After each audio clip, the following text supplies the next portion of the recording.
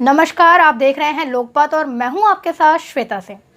और अगर आप अभी हमारे चैनल पर न्यू हैं, अगर आपने पहली बार इस वीडियो को ओपन करके देखा है तो सबसे पहले इसे सब्सक्राइब कर ले और साथ ही बेल आइकन को दबाना ना भूलें ताकि हमारी जो भी खबरें हैं सबसे पहले और सीधे आप तक पहुंचे।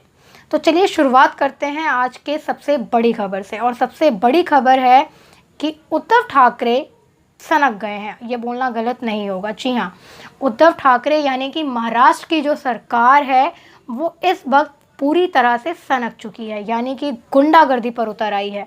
और गुंडागर्दी हम इसलिए बोल रहे हैं क्योंकि हमारा भारत देश जो है वो स्वतंत्र है, यहाँ पर हर किसी को बोलने की आज़ादी है। लेकिन उद्धव ठाकरे ये चीज़ बर्दाश्त नहीं कर पा रहे हैं क्योंकि उद्धव ठाकरे ना तो आज तक कभी सांसद बने हैं, ना कभी नेतागिरी में आए हैं और सीधे बन गए हैं सीएम। वो किस तरह से बने हैं ये सभी जानते हैं कि मोदी के नाम पे वोट लेके किस तरह से छल कपट करके उद्धव ठाकरे सीएम बने हैं। पहले वो अपने बेटे आदित्य ठाकरे को बनवाना चाहते थे, लेकिन बाद में खुद बनकर बैठ गए। और अब बनने के बाद उन्हें ये समझ नहीं आ रहा है कि आखिर वो काम कैसे करें और सरकार को चलाए कैसे। इसीलिए वो एक के बाद एक ऐसी हरकतें कर रहे हैं जो कि उनकी छवि को ख़राब कर रहा है और साथ ही साथ जो सरकार है उस पर बड़े बड़े सवालिया निशान खड़ा कर रहा है। और हम ये इसलिए बोल रहे हैं क्योंकि उद्धव ठाकरे ने आज जो किया है, उनके इस कारनामे ने आज ये साबित कर दिया है कि मुंबई गुंडागर्दी का राज बन चुका है। ये कहना बिल्कुल गलत नहीं होगा। और इस गुंडागर्दी में शिवसेना नंबर 1 पर है, वो सबसे आगे है। और हम ये इसलिए बोल रहे हैं क्योंकि जब सरकार ही नियमों का पालन नहीं करेगी तो आम जनता से आप क्या उम्मीद कर सकते हैं। ये हर कोई जानता है कि हमारे देश में प्रधानमंत्री जी तक को लोग क्या कुछ नहीं कहते। या अगर हम बात करें विपक्ष के नेता राहुल गांधी की, तो उनको भी लोग पप्पू कहते हैं और बहुत सारी टीका टिप्पणियां करते रहते हैं। लेकिन पप्पू यानी कि राहुल गांधी ने कभी इस तरह की कोई हरकत नहीं करी, या फिर नरेंद्र मोदी ने इस तरह की कोई हरकत नहीं करी जो आज उद्धव ठाकरे ने सामने से करी है।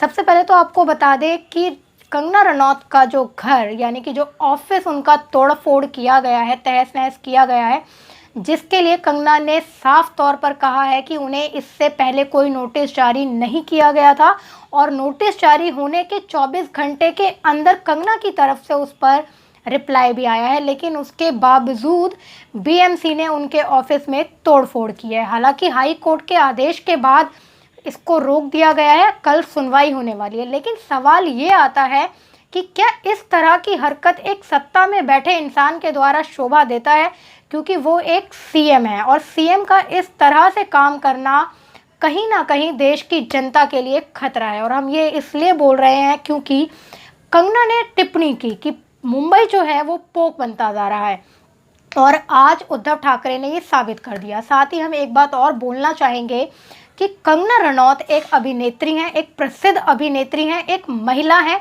एक मुकाम पर हैं, जिसके बावजूद शिवसेना की तरफ से उन्हें धमकी दी जाती है। धमकी देने के बाद बीएमसी के द्वारा तोड़फोड़ करवाई जाती है। तो आप अंदाज़ा लगा सकते हैं कि जब एक इंसान इस मुकाम पर है और तब उसके साथ ये सारी चीज़ें की जा रही हैं तो आम जनता के साथ मुंबई में क्या होता होगा।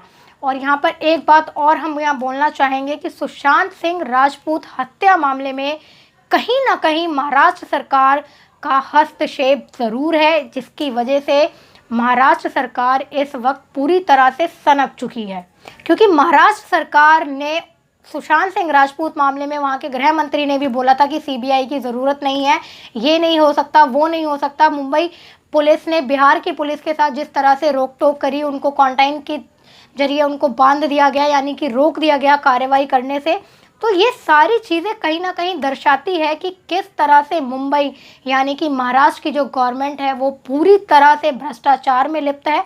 जहां एक तरफ रिया चक्रवर्ती जो कि ड्रग्स मामले में आरोपी पाई गई है, जिसने खुद अपना कबूलनामा किया है, उसको बचाने के लिए महाराष्ट्र सरकार भरपूर तैयारी कर रही है, यानी कि भरपूर कोशिश कर रही है। तो वहीं दूसरी तरफ जो कि कंगना रनौत एक अकेली अभिनेत्री आवाज़ उठा रही है माफियाओं के खिलाफ, महाराष्ट्र सरकार के खिलाफ। सिर्फ इतना वो कह रही हैं कि उन्हें न्याय चाहिए सुशांत सिंह राजपूत मामले में। वो इतना कह रही हैं कि जो ड्रग्स है उसकी तस्करी का भांडाफोड़ होना चाहिए। लेकिन महाराष्ट्र की सरकार कहीं ना कहीं इसमें मिली हुई नज़र आती है जो आज उन्होंने किया है।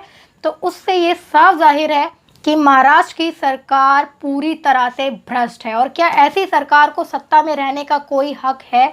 क्योंकि आज जिस तरह की चीज़ कंगना के साथ की गई है, आप सोच सकते हैं कि एक आम जनता के साथ क्या किया जा सकता है। हो सकता है उन्हें जान से मार दिया जाता हो और किसी को कानों कान भनक तक ना पड़ती हो।